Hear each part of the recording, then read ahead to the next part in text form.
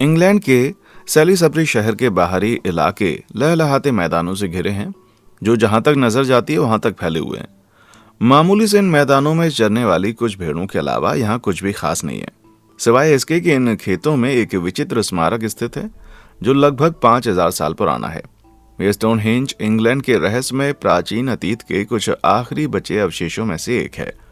इस स्मारक की बाहरी रिंग 13 फीट ऊंचे खड़े सरसेन पत्थरों की बनी है, जिसका वजन लगभग 25 टन है, यानी हर एक पत्थर किसी बड़े से फायर ट्रक के बराबर है।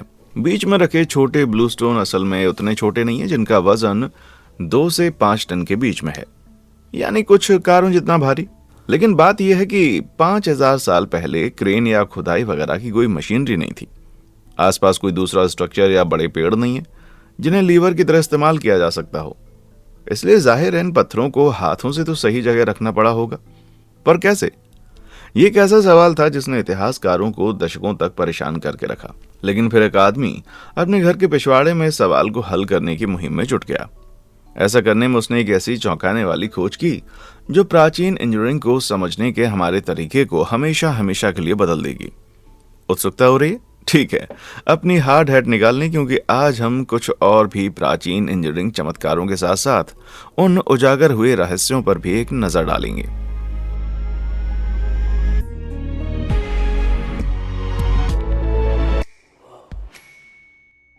स्टोनहेंज इंग्लैंड के विल्टशायर के सैलिसबरी मैदानों पर स्थित है, लेकिन इसे अपने बैकयार्ड में फिर से बनाने की कोशिश करने वाला शख्स समंदर के उस पार मिशिगन की लैपियर काउंटी में रहता है। मिलिए वालेस टी वॉलिंगटन से। दिलचस्प नाम वाला ये शख्स एक कंस्ट्रक्शन वर्कर हुआ करता था और जनाब को मोनोलिथ के प्रति मानो एक जुनून सा था। रिटायरमेंट के बाद वालेस के पास ढेर सारा खाली समय होता था और 2003 में उन्होंने एक बड़ी ही महत्वाकांक्षी काम शुरू किया। स्टोनहेंज का निर्माण कैसे हुआ, वो रहस्य सुलझाने की मुहिम। उन्हें इस बात का एहसास पहली बार हुआ कि वे ये राज पता कर सकते हैं जब एक बड़े से भारी ब्लॉक के नीचे एक छोटा सा पत्थर रखने पर उन्होंने पाया कि एक निश्चित पॉइंट पर बैलेंस होने के बाद वे पत्थर को बड़ी आसानी से घुमा पा रहे थे। इसके बाद वो वालिस ने अपने खुद के कंक्रीट स्लैब बनाए और हर एक टुकड़े का साइज और वजन स्टोनहेंज की तर्ज पर ही रख दिया। अपने बैकयार्ड एक्सपेरिमेंट में उन्होंने पाया कि स्लैब के नीचे एक दूसरा पत्थर रखकर उसके एक छोर पर काउंटर वेट लगाकर वे अकेले अपने दम पर 1 टन भारी ब्लॉक को यहाँ से वहां खिसका और घुमा पा रहे थे। आपको लग रहा होगा वालिस के पास सुपरमैन जैसी ताकत होगी, जिससे वे अपने हाथों से कंक्रीट के बड़े बड़े ब्लॉक खिसका देते हैं, पर असल में वे लीवर से जुड़ा फिजिक्स का एक महत्वपूर्ण सिद्धांत यूज कर रहे थे। लीवर किसी एक बिंदु पर लगाए जाने वाले बल को फलक्रम कहे जाने वाले बैलेंस पॉइंट के जरिए दूसरे सिरे पर ट्रांसफर करते हुए काम करते हैं। अगर बल और फलक्रम के बीच ज्यादा दूरी होगी तो लोड उठाने में कम ताकत लगेगी, और अगर ये दूरी कम होगी तो लोड उठाने में ज्यादा ताकत लगेगी। यही कारण है कि वालेस महज लकड़ी के एक लीवर की मदद से कंक्रीट के भारी भरकम ब्लॉक्स को आसानी से उठाते, फिर फलक्रम वाले पत्थरों की जगह बदलते हुए 300 फीट प्रति घंटे की रफ्तार से ब्लॉक्स को आगे खिसका देते। एक्सपेरिमेंट के दौरान उन्होंने पत्थरों को रोल करने के लिए लकड़ी की एक कन्वेयर बेल्ट बनाई, जिसके उभारों की चौड़ाई ब्लॉक की चौड़ाई के बराबर थी। एक बार गति में आने के बाद कंक्रीट ब्लॉक खुद अपने आवेग और वजन से लकड़ी की बेल्ट पर आगे बढ़ते रहते हैं, लेकिन ब्लॉक्स को उनकी सही पोजीशन में ले जाना केवल आधी समस्या का समाधान था। जिसके बाद वालिस ने यह जवाब भी तलाशना चाहा कि प्राचीन काल के निर्माणकर्ता इतने भारी पत्थरों को एकदम सीधा आखिर कैसे खड़ा कर सकते थे। उन्होंने फिर पता लगा लिया कि इसका जवाब भी पत्थर के वजन में छिपा है। ब्लॉक को धीरे धीरे ऊपर उठाने के लिए उन्होंने एक शोरिंग बॉक्स और काउंटर वेट की मदद ली। वे ब्लॉक को इधर उधर हिलाते, फिर इस हिलाने डुलाने से पैदा होने वाली जगह में लकड़ी के छोटे छोटे गुटके फंसाते जाते। धीरे धीरे गुटके ब्लॉक को जमीन से ऊपर उठा देते, मानो ये किसी तरह का जैक हो। वालिस ने ब्लॉक के दूसरे छोर के नीचे पहले से ही एक गड्ढा खोदकर उसे रेत से भर दिया था, और जब ब्लॉक एकदम खड़ा हो जाता तो उसके नीचे से रेत निकाल दी जाती, जिससे ब्लॉक खुद अपने वजन में जगह में फिट हो जाता। और इस तरह एक अकेले आदमी ने दिखा दिया कि महज हाथों से कंक्रीट के एक बड़े से ब्लॉक को खिसका पाना पूरी तरह से पॉसिबल है। वालिस का मानना है कि स्टोनहेंज बनाने वालों ने, रचनाकारों ने इन्हीं तरीकों का इस्तेमाल किया होगा, जहां बड़ी बड़ी टीम्स पत्थरों को यहां से वहां ले जाने और सही जगह पर फिट करने के लिए मिलकर काम करती थी। लेकिन पुरातत्वविदों की माने तो वालिस की थ्योरी में कई खामियां हैं। असल में अपने एक्सपेरिमेंट में उन्होंने अपने बैकयार्ड की समतल जमीन पर रखे सामान भार वाले परफेक्ट कंक्रीट स्लैब का इस्तेमाल किया। वहीं स्टोनहेंज के सारे पत्थर खुरदरी सतह और अलग अलग भार वाले हैं। इसके अलावा माना जाता है कि सरसिन पत्थर के इन खड़े ब्लॉक्स को इस साइट के उत्तर में 18 मील दूर स्थित मालबोरो डाउन से लाया गया था। छोटे वाले ब्लू स्टोन से तो और भी ज्यादा आगे ले गए, यानी 150 मील दूर स्थित वेल्स के प्रेजली हिल से 300 फीट प्रति घंटे की रफ्तार से इस काम में लगभग 110 दिन लगे। वो 3000 ईसा पूर्व में, जब हाईवे वगैरह नहीं होते थे। इन बिल्डर्स को प्राचीन इंग्लैंड की उबड़ खाबड़ जमीन, खड़ी पहाड़ियां और दलदली जमीन पर इन बड़े बड़े पत्थरों को सैकड़ों मील तक खींचकर ले जाना पड़ता रहा होगा, जो सुनने में बिल्कुल असंभव सा लगता है। इतना असंभव कि ज्यादातर दूसरी थ्योरीज ये मानी जाती हैं कि इन पत्थरों को मंजिल तक खींचने के लिए बैल या किसी दूसरे जानवर का सहारा लिया गया होगा। इसके अलावा वालिस के कंक्रीट ब्लॉक असली पत्थरों के मुकाबले बहुत हल्के थे। असली पत्थरों के साइज के हिसाब से देखा जाए तो वालिस का सबसे भारी ब्लॉक 9.6 टन का और काउंटर वेट 1.2 टन का था, जो कि स्टोनहेंज के खड़े पत्थरों के 25 टन वजन की तुलना में बहुत ही हल्का है। इसके लिए वालिस के तरीके कारगर होने के बावजूद वे स्टोनहेंज के निर्माण की असल परिस्थितियों को नहीं दर्शाते। प्रागैतिहासिक बिल्डर शायद अलग तरीकों का इस्तेमाल करते रहे होंगे, लेकिन इसका यह मतलब नहीं कि उसमें वालिस की खोज की जरा भी भूमिका नहीं होती थी। एक्सेटर विश्वविद्यालय की एक टीम को स्कॉटलैंड में स्थित स्टोनहेंज जैसे पत्थरों के एक दूसरे घेरे के पास गेंद जैसे कुछ छोटे पत्थर मिले, ठीक वैसे ही जैसे वालिस ने अपनी ब्लॉक्स घुमाने के लिए इस्तेमाल किए थे। तो ये पूरी तरह संभव है कि वालिस की फलक्रम स्टोन थ्योरी आखिरकार इतनी भी गलत नहीं थी। ज्यादातर एक्सपर्ट इस बात से अग्री करते हैं कि स्टोनहेंज के सबसे बड़े पत्थरों को रॉकिंग विधि के माध्यम से उठाया गया था, जो वालिस के मेथड जैसा ही है। उनके मुताबिक स्टोनहेंज के प्राचीन बिल्डरों ने बड़े बड़े पत्थरों को लीवर की मदद से बार बार एक से दूसरी तरफ हिलाते और हर बार लकड़ी के तख्तों को गैप में फंसा देते, जिससे पत्थर धीरे धीरे हवा में उठता जाता। पत्थर को तब तक उठाया जाता है जब तक वो रस्सी के महज एक झटके से सीधा खड़ा ना हो जाए, जैसा कि लोग अक्सर कहते हैं। बाकी तो फिर इतिहास ही है। लेकिन सबसे बड़ा सवाल तो यह है कि आखिर स्टोनहेंज को बनाया क्यों गया। कुछ आध्यात्मिक लोग, और यहाँ आध्यात्मिक से मेरा मतलब धर्म या ईश्वर से नहीं बल्कि क्रिस्टल बॉल और तारे वगैरह हैं, मानते हैं कि स्टोनहेंज ले लाइनों की एक श्रृंखला पर बसा है। ले लाइनें दुनिया के प्रमुख स्मारकों के बीच खींची गई सीधी रेखाएं हैं, जिनके बारे में कहा जाता है वे पृथ्वी की ऊर्जा को आकर्षित करती हैं। यानी अगर आपकी आंत को बिस्किट सेकने हैं तो उन्हें इन लाइनों पर चलना चाहिए। स्टोनहेंज को खुद अपने आप में इन ले रेखाओं की एक प्रमुख कड़ी माना जाता है, क्योंकि ये सेलिसबरी कैथीड्रल, आयरन एज की बस्ती ओल्ड सरूम और क्लियरबर्गी रिंग से जुड़ा हुआ है। लेकिन इन बातों को छोड़ दें तो आज सबसे ज्यादा मानी जाने वाली थ्योरी ये है कि स्टोनहेंज प्रागैतिहासिक मूर्ति पूजकों का एक मंदिर होता था, जो आज से हजारों साल पहले चांद, सूरज और तारों का ट्रैक करने में मदद करता था।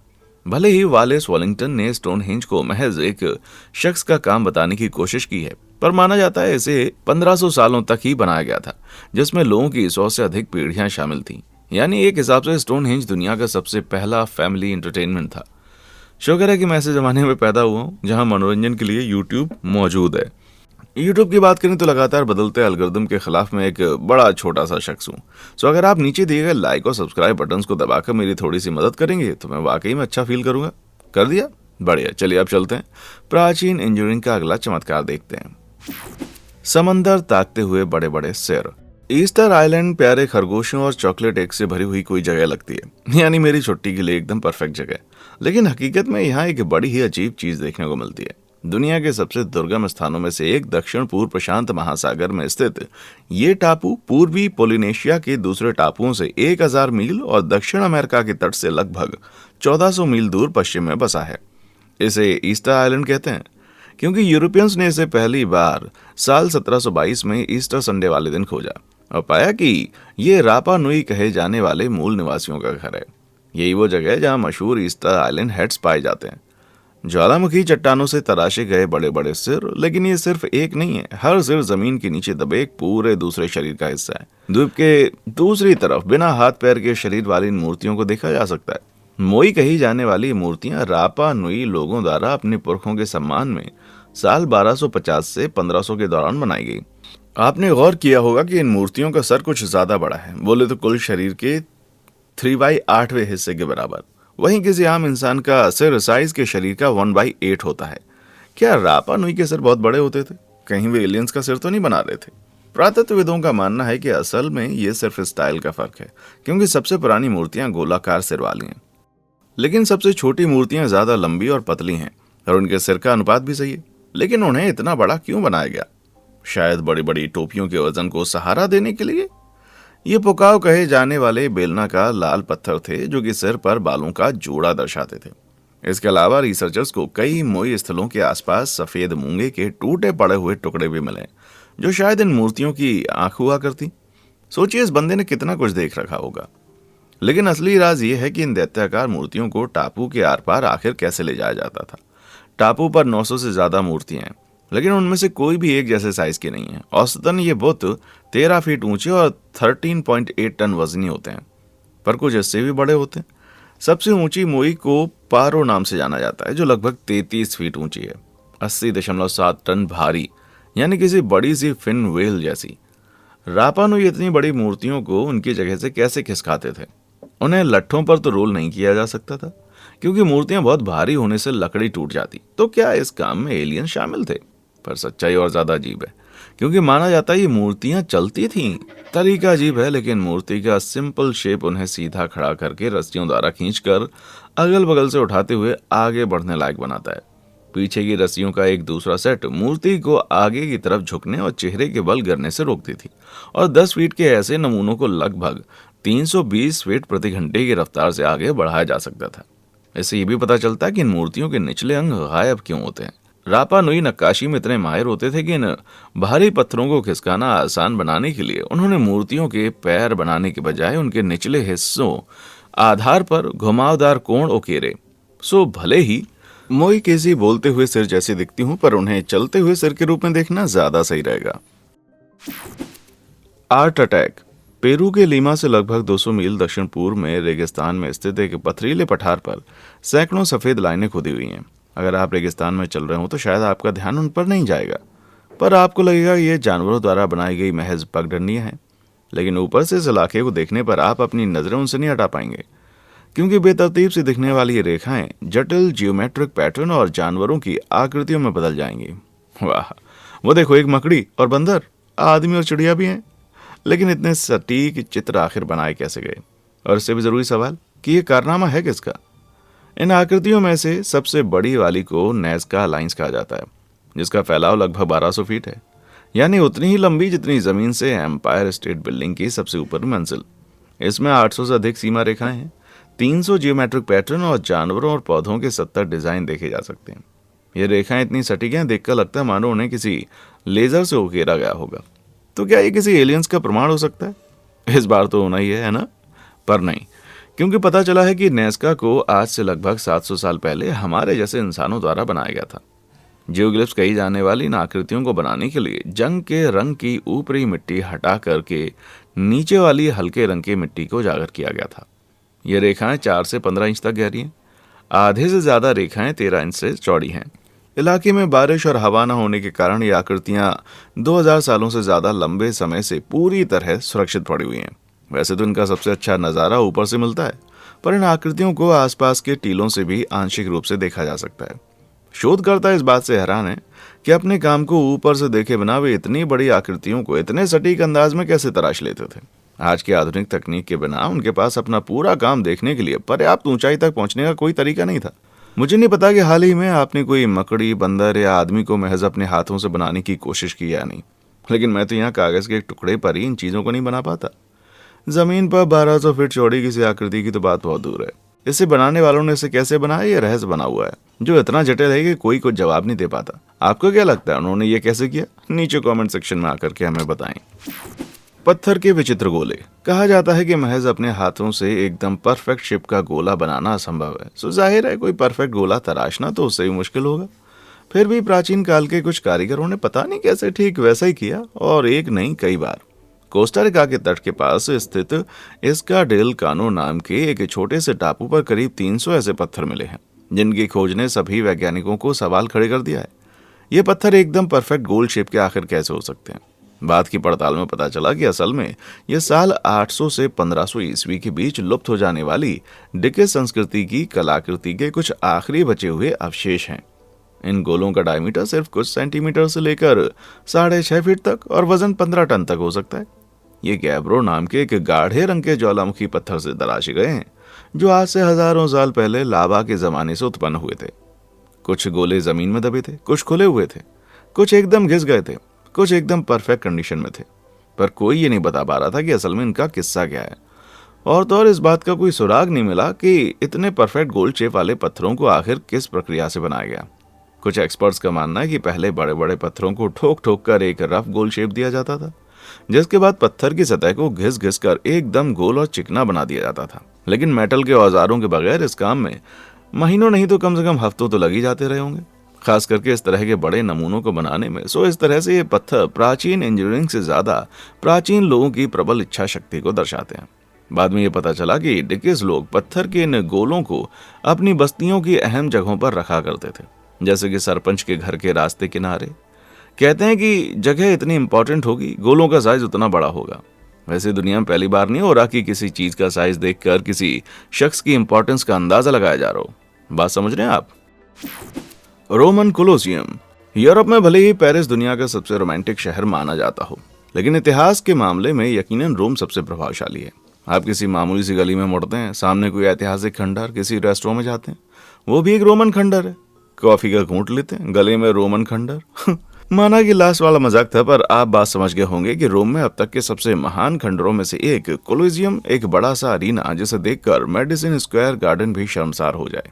ये प्राचीन दुनिया का सबसे स्थायी एम्फी थिएटर है, जहां उस जमाने में कई दूसरे थिएटर लकड़ी से बनाए गए थे। वहीं कोलोसियम को 3.5 मिलियन क्यूबिक फीट ट्रेवर्टीन से बनाया गया था। एक तरह का चूना पत्थर होता है जो आमतौर पर गर्म चश्मों के इर्द गिर्द जमा होता है। कोलोसियम की ऊंचाई 157 फीट है, जो किसी 15 मंजिला इमारत के बराबर है, और 50,000 से 80,000 लोग आराम से इसमें बैठ सकते हैं। जहां रोम की ज्यादातर प्राचीन इमारतें समय के साथ नष्ट हो गईं, कोलोसियम का ज्यादातर हिस्सा आज भी सही सलामत है। पर कैसे? आधुनिक इंजीनियर्स का कहना है कि कोलोसियम की ठोस कंक्रीट नींव का नतीजा है ये। इसे टाइबर के पास की दलदली जमीन में बनाया गया था, जहां मिट्टी की स्थिति खराब थी, जिससे स्ट्रक्चर को स्टेबल रखने के लिए एक गहरी नींव खोदनी पड़ी। इसके अलावा रोमन कंक्रीट आज की कंक्रीट के मुकाबले ज्यादा मजबूत है, क्योंकि आज कंक्रीट को जहां निष्क्रिय बनाया जाता है, वहीं रोमन कंक्रीट में एक गुप्त घटक होता है, ज्वालामुखी राख, जो कंक्रीट को समुद्री जल के प्रति प्रक्रियाशील बनाती है। समंदर के पानी से लंबे समय तक संपर्क में रहने से कंक्रीट में एल्यूमिनियम टोबरमोराइट नामक एक बहुत ही दुर्लभ मिनरल बनता है, जो समय के साथ कंक्रीट को मजबूत बनाता है। तो रोमन साम्राज्य का भले पतन हो गया हो, पर कोलोसियम अभी लंबे समय तक शान से ऐसे ही खड़ा रहेगा मेरे भाई। पिरामिड कैसे बने? मिस्र के शानदार पिरामिड को दुनिया के 7 बेहतरीन अजूबों में से एक माना जाता है। मुझे याद है एक बार जब मैं पिरामिड घूमने गया था, तो रेत पर फिसल कर गिर गया और मेरी पीठ में चोट लग गई, जिसके बाद मुझे कायरोप्रैक्टर के पास ले जाना पड़ा। वैसे मेरा एक घटिया जोक समझ में नहीं आया होगा, लेकिन आपको बता दूं, ये पिरामिड स्थापत्य कला के सबसे बेहतरीन नमूनों में से एक है। माना जाता है इन महान पिरामिड को आज से 5,000 साल पहले मिस्र के सम्राट और रानियों को दफन करने के लिए बनाया गया था। मैं दावे से कह सकता हूँ कि कमेंट में कम से कम एक बंदा जरूर होगा जो बोलेगा ये मकबरे नहीं बल्कि अनाज स्टोर करने के लिए बनाए गए थे, थोड़ा रिसर्च कर लिया करो। तो उस बंदे से मैं कहूँगा कहानी अच्छी है, लेकिन ये बताओ, अगर इसमें अनाज रखना था तो पिरामिड अंदर से खोखले क्यों नहीं है? क्या तुम कभी स्कूल नहीं गए? हकीकत यह है कि पिरामिड अंदर से पूरी तरह से ठोस है, जिनको 2.5 टन वजन वाले पत्थर से एकदम सटीक कटे हुए टुकड़ों से बनाया गया, जिसके अंदर कई छोटे छोटे चैम्बर मौजूद हैं। इन पत्थरों को जगह से खिसकाना कितना मुश्किल रहा होगा। समझने के लिए इमेजिन कीजिए, आपको बिना टायर वाली किसी पिकअप ट्रक को 95 डिग्री फ़ारेनहाइट तापमान की रेगिस्तान की तपती हुई गर्मी में रस्सी से खींचकर आगे बढ़ाना हो, जो सुनने में बड़ा भयानक लग रहा है। तो फिर इतनी कठिन परिस्थितियों में इन पिरामिड को आखिर बनाया कैसे गया? यहाँ तक कि आज की आधुनिक टेक्नोलॉजी और क्रेन वगैरह की मदद लेते हुए भी पिरामिड जैसी किसी चीज को बनाना आसान काम नहीं होगा। फिर भी प्राचीन मिस्रवासियों ने इसे बिना किसी मशीन के बना डाला। ये सवाल आज तक एक पहेली बना हुआ है। उन लोगों ने इतने भारी पत्थरों को आखिर कैसे तराशा, एक जगह से दूसरी जगह तक पहुंचाया? कहते हैं मिस्र का शासन बहुत सख्त था, यहाँ की सारी ताकत राजा के हाथ में थी, इसलिए उन लोगों ने पिरामिड के निर्माण से जुड़ी कोई भी डिटेल नहीं छोड़ी, ताकि उनका ये राज दुश्मनों के हाथ न लग जाए। लेकिन इस बात के कुछ सबूत मिले हैं कि उनके द्वारा यूज किया जाने वाला तरीका हमारे तरीके के कुछ मेल खाता था। प्लग एंड फेदर कही जाने वाली इस तकनीक में 3 औजारों की जरूरत पड़ती है। प्लग कहा जाने वाला मेटल का टुकड़ा और फेदर कहे जाने वाले मेटल के 2 स्लाइडर जो कि नीचे की तरफ चौड़े और ऊपर की तरफ मोड़े होते हैं। सबसे पहले पत्थर की सतह पर एक लाइन उकेरी जाती है। उसे पत्थर में 4 से 8 इंच की दूरी पर कई सुराख ड्रिल करते हैं। सुराख बनाने के बाद प्लग और फेदर को उनमें घुसा देते हैं। जैसे कि आप देख सकते हैं वीडियो में नजर आ रहा बंदा ठीक यही तरीका इस्तेमाल करते हुए कितने बड़े से बड़े पत्थर को बीच से चीर डाल दे रहा है, वो भी महज अपने हाथ और एक हथौड़ी की ताकत का इस्तेमाल करते हुए। जब प्लग को पत्थर में और गहराई तक ठोका जाता है तो फेदर साइड में फैलकर प्रेशर डालते हैं और दरार को चौड़ा कर देते हैं। देखिए कि बंदा हर वो वार के बीच में थोड़ी देर के लिए रुक जाता है ताकि पत्थर को अतिरिक्त प्रेशर एडजस्ट करने का समय मिल जाए। हर वार के साथ पत्थर का अंदरूनी दबाव बढ़ता है जब तक कि वो झटके से नहीं टूट जाता। प्राचीन मिस्र वालों ने पीतल के प्लग और फेदर का इस्तेमाल करते हुए इसी तकनीक का सहारा लिया होगा और मुझे पूरा यकीन है कि उन्हें इतना तो पता ही होगा कि पत्थर टूटते वक्त उससे थोड़ी दूर खड़े होना है। इमेजिन कर रहे हैं ना आप, अगर ये बंदा गलत पोजीशन पे खड़ा होता तो उसका क्या हाल होता। समझ ही नहीं आता ये किसी इंसान की लाश या कोई चटनी। पत्थर काटने की बात छोड़िए, पहले ये सोचिए कि उन्हें उस जगह पर रखा कैसे गया होगा।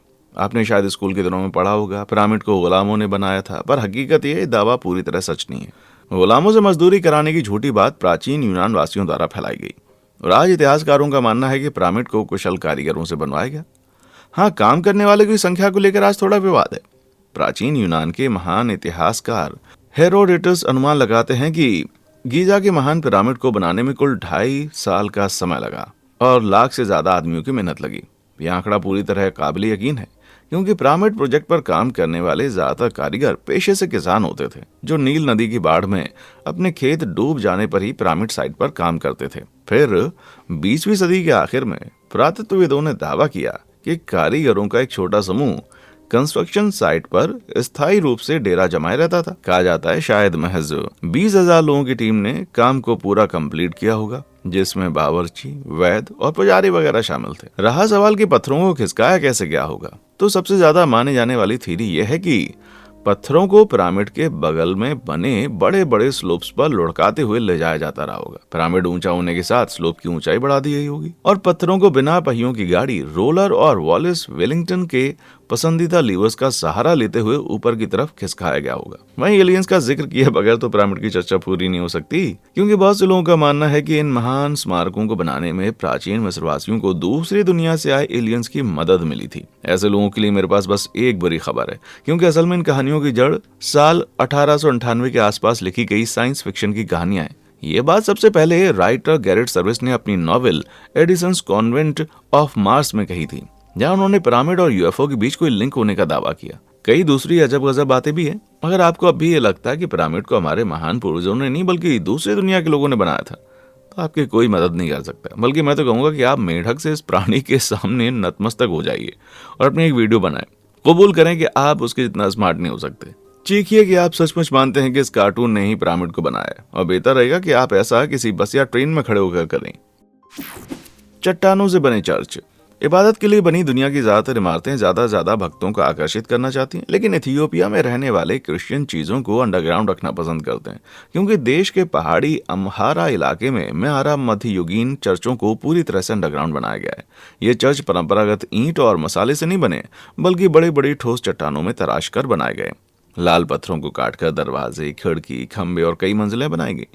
ये चर्च जमीन की सतह से 98 फीट की गहराई तक जाते हैं और सिर्फ एकदम किनारे खड़े होकर देखने पर नजर आते हैं, जहां से आपको नीचे की हुई तराशी हुई चट्टानें आंगन नजर आएंगे। ये चर्च इतने खुफिया अंदाज में बने हैं कि अगर यहाँ आज भी सैकड़ों लोग पूजा के लिए नहीं आ रहे होते तो शायद पुरातत्वविदों को इन चर्चों के बारे में पता न चलता। ऐसा इसलिए क्योंकि इथियोपिया के लोग ईसाई धर्म में बड़ा विश्वास रखते हैं और दावा करते हैं कि इथियोपिया दुनिया के सबसे पहले ईसाई धर्मों में से एक है। यहाँ ये धर्म आधिकारिक रूप से 330 ईस्वी में पहुंच चुका था। पर इन चर्चों को बनाने की एग्जैक्ट एक ही प्रक्रिया आखिर क्यों थी? कहीं ये भगवान का कोई चमत्कार तो नहीं है जिसमें रातों रात ये चर्च जमीन फाड़ कर निकल आए हो? स्थानीय लोगों का तो मानना ऐसा ही है। जी हाँ, यहाँ के लोग मानते हैं कि इन चर्चों को खुद फरिश्तों ने जमीन पर आकर बनाया नहीं था, लेकिन पुरातत्वविदों का मानना है ये चर्च असल में लालीबेला नामक राजा द्वारा बनवाए गए थे, जिसने 12वीं सदी में मुसलमानों की विजय होने के कारण मध्य पूर्व में ईसाइयत का फैलाव रुक जाने के बाद एक नया यरूशलेम बसाने की ठानी।